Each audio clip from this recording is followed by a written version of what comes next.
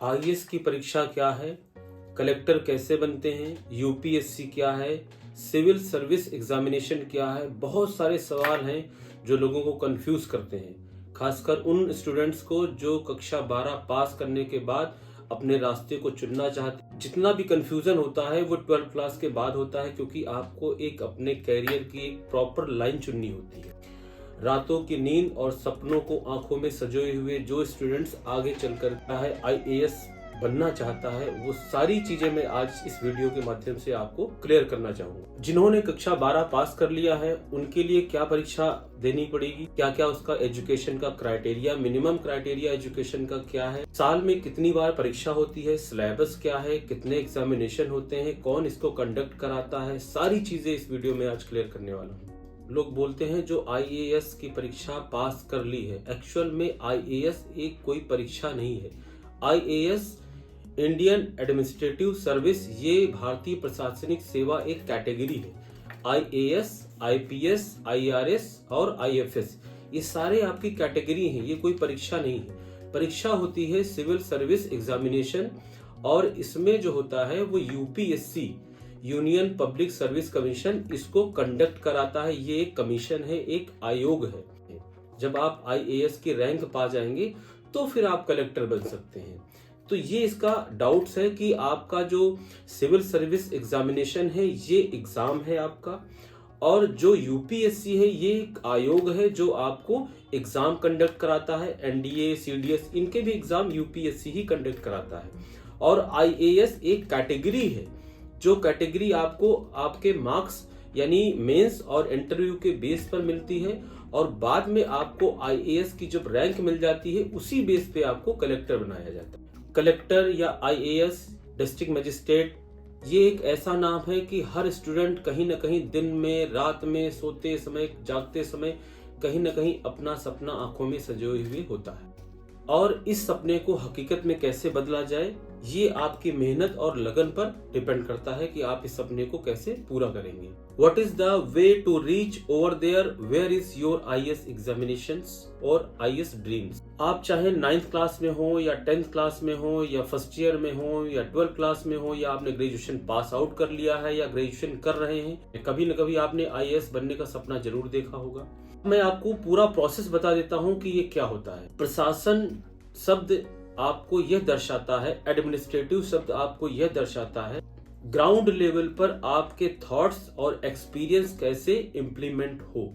जो एक जिलाधिकारी होता है, डीएम होता है, उसके अपने थॉट्स और उसका एक्सपीरियंस इमरजेंसी केसेस में वो उसको कैसे इम्प्लीमेंट करता है, ये एक जिलाधिकारी या आईएएस का काम होता है जब वो बन जाता है जिलाधिकारी।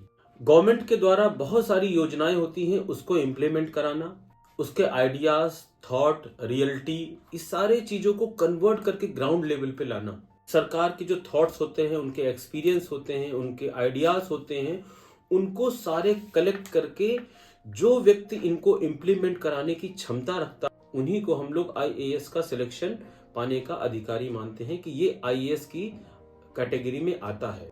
आईएएस के अपने अलग अलग रोल्स होते हैं, आईएएस अपना अलग अलग रोल प्ले करता है।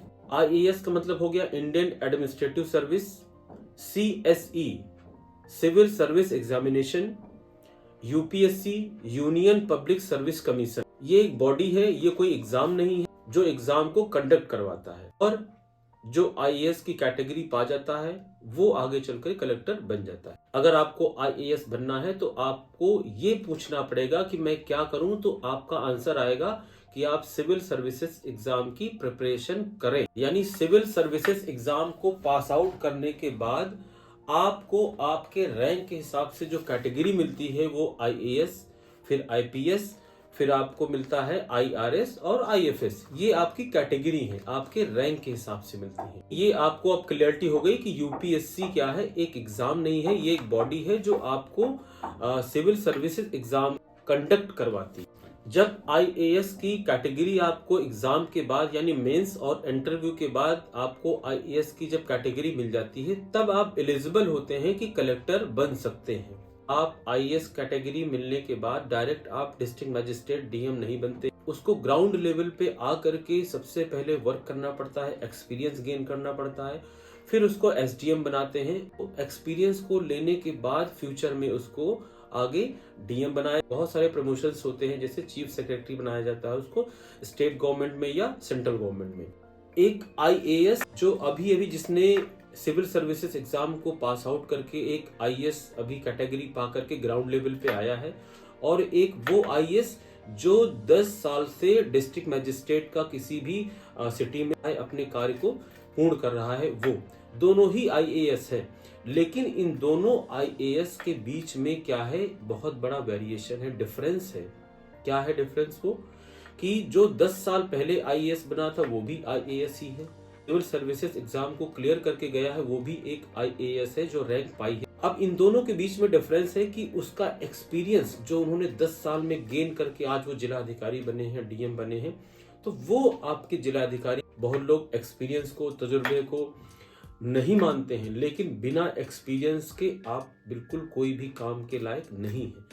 कोई भी डिग्री आप ले लें, कोई भी डिप्लोमा ले लें, लेकिन जब तक आपके पास एक्सपीरियंस नहीं होगा तब तक आप किसी क्षेत्र में बहुत आगे नहीं बढ़ सकते। अलग अलग पोर्टफोलियो पे ये लोग काम करते हैं। अब आपको ये समझ में आ गया होगा कि आईएएस क्या होता है, यूपीएससी क्या है, सीएससी यानी सिविल सर्विसेज एग्जामिनेशन क्या है, और कलेक्टर क्या है।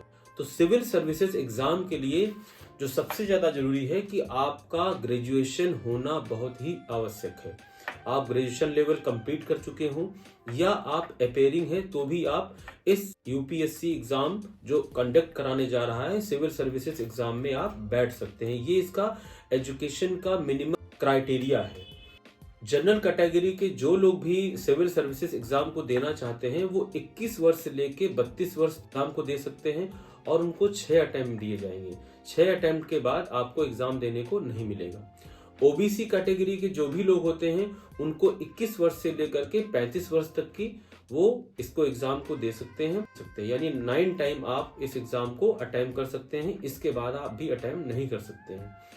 एससी और एसटी को जो एज क्राइटेरिया रखा गया है वो 21 वर्ष से लेकर के 37 वर्ष तक रखा गया है। इनको जो एग्जाम को अटेम्प्ट दिए गए हैं वो अनलिमिटेड दिए गए हैं कि आप जब तक क्रैक नहीं होता है आप इसको दे सकते हैं।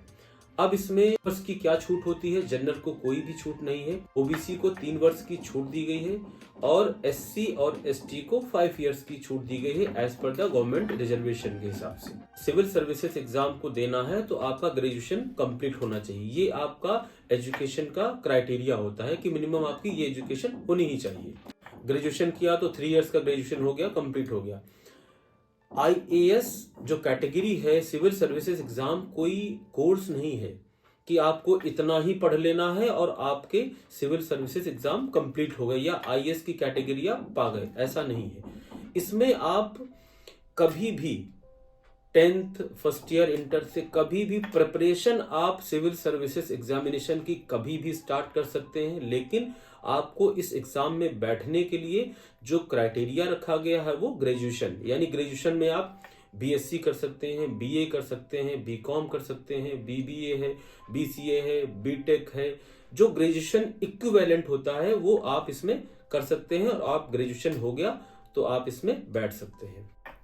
आईएएस का सपना एक इंस्पिरेशन है जो आपको इंस्पायर करता है। हर वो व्यक्ति इस एग्जाम को दे सकता है जो कहीं ना कहीं इंस्पायर है, आईएएस बनने का सपना देखता है, तो जो इंस्पिरेशन है ये। अब इसमें सवाल आता है कि ग्रेजुएशन, बहुत लोगों के दिमाग में कंफ्यूजन होता है स्टूडेंट्स के कि हम ग्रेजुएशन में क्या करें। तो ग्रेजुएशन में इसमें कोई भी कंपलसरी नहीं होता है कि आप साइंस स्ट्रीम से हैं, आर्ट्स से हैं, कॉमर्स से हैं, कुछ भी आपने किया हो, कोई भी आपका डिग्री हो, कोर्सेज बीएससी, बीए, बीकॉम, जैसा कि मैंने पहले सारा बताया, तो इसमें कोई भी स्ट्रीम आप ग्रेजुएट होना चाहिए, आप आराम से इस एग्जाम को दे सकते हैं। बस आपको इसमें क्या होगा, एज का बैरियर हो सकता है और अटेम्प्ट में आपको रोका जा सकता है। आपकी एज अगर क्रॉस हो गई तो आपको बैरियर लग जाएगा। आपने 6 अटेम्प्ट अगर कर लिए, 9 अटेम्प्ट कर लिए, तो आपको वहां से रोक दिया जाएगा, फिर आप एग्जाम नहीं दे सकते हैं। अब क्वेश्चन आता है आईएएस की कैटेगरी पाने के लिए, आईपीएस कैटेगरी पाने के लिए इनमें क्या क्या करना पड़ता है, कि हमें अगर सिविल सर्विसेज एग्जाम में बैठना है तो कितने एग्जाम होते हैं, क्या क्या होता है, ये सारी चीजें। अब आते हैं एग्जाम के बारे में डिटेल हम जानते हैं। जब आपको सिविल सर्विसेज एग्जाम की तैयारी कर रहे हैं तो आपको साल में केवल एक बार ही ये एग्जाम कराया जाता है, और सबसे पहले इसमें प्रीलिम्स होता है। प्रीलिम्स में आपके एमसीक्यू और सी सेट का एग्जाम होता है, जो टोटल एमसीक्यू बेस्ड होता है। टोटल आपके बहुविकल्पी क्वेश्चन आएंगे, जो आपको ये वाला पहला प्रीलिम्स का क्राइटेरिया आपको कंप्लीट करना पड़ेगा। और इस एग्जाम को पास करने के बाद जो सेकंड स्टेप आता है वो आता है मेंस का। और मेंस जब आप पहुंचेंगे तो उसमें टोटल आपके डिस्क्रिप्टिव क्वेश्चन होते हैं, जिसमें 9 पेपर होते हैं। तो 9 पेपर को अप्रॉक्स आपको 5 से 7 दिन एग्जाम होता है। इसका 5 से 7 दिन के एग्जाम में टोटल डिस्क्रिप्टिव क्वेश्चन होंगे उसमें, जिसमें आपके लैंग्वेज हो गई, इंग्लिश लैंग्वेज हो गई, आपके सिविक्स हो गया, जियोग्राफी हो गया, ये बहुत सारी चीजें होंगी जो डिस्क्रिप्टिव फॉर्म में होंगी। तो वो आपका मेंस हो गया सेकंड स्टेप। थर्ड स्टेप आते हैं कि जब आपका मेंस क्लियर हो जाएगा उसके बाद आपको कॉल आएगा इंटरव्यू के लिए।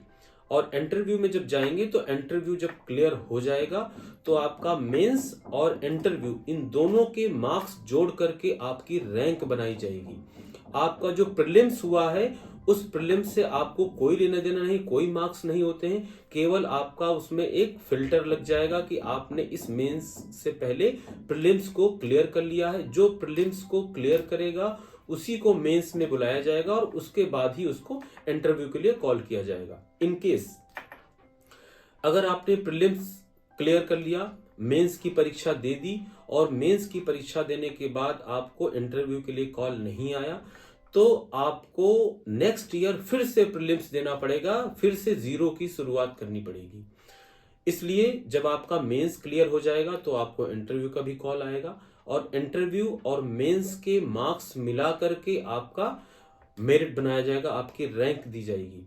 एग्जाम्पल के तौर पे अगर 1000 वैकेंसी आई हुई है और 250 नंबर के आपके मेंस और इंटरव्यू है 500 नंबर का, तो ऊपर से लेकर के नीचे तक जो 1000 बच्चों की 1000 स्टूडेंट की वैकेंसी है, उसमें से ऊपर से 200 बच्चों की अगर रैंक अच्छी है तो उनको आईएएस कैटेगरी दे दी जाएगी। उसके नीचे की कैटेगरी अगर आपके रैंक कम है तो आपको आईपीएस दे दिया जाएगा। उससे भी नीचे रैंक आई है तो आपको आईएफएस और उसके नीचे तो आईआरएस। ये आपकी कैटेगरी हो गई। आपके इंटरव्यू और मेंस के नंबर को मिला करके ये रैंक तैयार की जाती है। यानी जो सिविल सर्विसेज एग्जाम में प्रीलिम्स के बाद जो मेंस होता है उसमें 9 पेपर होते हैं, वो भी डिस्क्रिप्टिव होते हैं। और उसमें जो आता है वो जीएस आता है, इंग्लिश लैंग्वेज होगा, एथिक्स का पेपर होगा, ऐसे सारी चीजें होंगी जो आपको डिस्क्रिप्टिव फॉर्म में लिखनी पड़ेंगी। सर्विसेज एग्जाम की तैयारी कर ली आपने, सिविल सर्विसेज एग्जाम को क्रैक भी कर लिया, अब आपकी रैंक आपके मार्क्स के हिसाब से आई है। तो यदि अगर आपसे कोई सवाल करता है, क्वेश्चन करता है कि आपने क्या तैयारी की जो ये परीक्षा पास करी आपने, तो आपको सिर्फ ये बताना है कि मैंने सिविल सर्विसेज एग्जाम की तैयारी की और ये एग्जाम मैंने क्रैक किया। आप ये नहीं बताएंगे क्योंकि आपको आईआरएस या आईपीएस या आईएफएस कैटेगरी मिली है, आपको आईएएस नहीं मिली है, तो आप सिर्फ यही बोलेंगे कि मैंने सिविल सर्विसेज एग्जाम को क्रैक किया है और मैं आईपीएस बना हूं या आईआरएस बना हूं। क्योंकि हर एक व्यक्ति जिसने सिविल सर्विसेज एग्जाम को क्रैक किया है, हर एक व्यक्ति आईएएस नहीं बन सकता क्योंकि उसकी रैंक कम है। अब इसमें सवाल होता है कैसे कैसे एग्जाम तो हो गए, अब हम साल में कितने कितने गैपिंग की। मार्च 2024 में आने वाले टाइम में मार्च में अगर होगा तो उसके 2 से 3 महीने गैप के बाद आपका मेंस होगा। मेंस जब क्लियर हो जाएगा उसके बाद भी 1.5 से 2 महीने 2.5 महीने का समय फिर दिया जाएगा, फिर आपको इंटरव्यू का कॉल होगा। यानी पूरे 1 साल में इस परीक्षा का पूरा प्रोसेस कंप्लीट किया जाता है। बहुत लोगों के दिमाग में सवाल ये आता होगा कि इसमें सैलरी क्या होती है, इसमें ट्रेनिंग कहाँ कहाँ होती है, इसमें जो आईएएस का पावर क्या होता है, तो आईएएस का पावर उसकी ट्रेनिंग कहाँ होती है, फैसिलिटीज क्या क्या मिलती हैं उसको, और भी सारी पावर्स क्या होती हैं आईएएस की। ये मैं आने वाले टाइम में जो मेरा नेक्स्ट वीडियो आएगा उसमें मैं ये सारी चीजें क्लियर करूंगा। तो ट्रेनिंग कहाँ होती है, सैलरी कितनी होती है, उनके भत्ते क्या क्या होते हैं, उनकी पावर्स क्या क्या होती हैं, ये नेक्स्ट वीडियो में आपको बताऊंगा कि इसमें क्या क्या होता है। आई होप ये वीडियो आपको पूरी तरह समझ में आ गया होगा। जो भी आपके डाउट्स थे वो क्लियर हो गए होंगे कि सिविल सर्विसेज एग्जाम क्या होते हैं, यूपीएससी क्या है, आईएएस क्या है, कलेक्टर क्या है, ये आपको सारा क्लियर हो गया होगा। इसके बाद भी अगर आपको कोई भी डाउट रह गया हो तो आप कमेंट्स करके इसको पूछ सकते हैं, उस चीज पे क्लियरिटी आ जाएगा।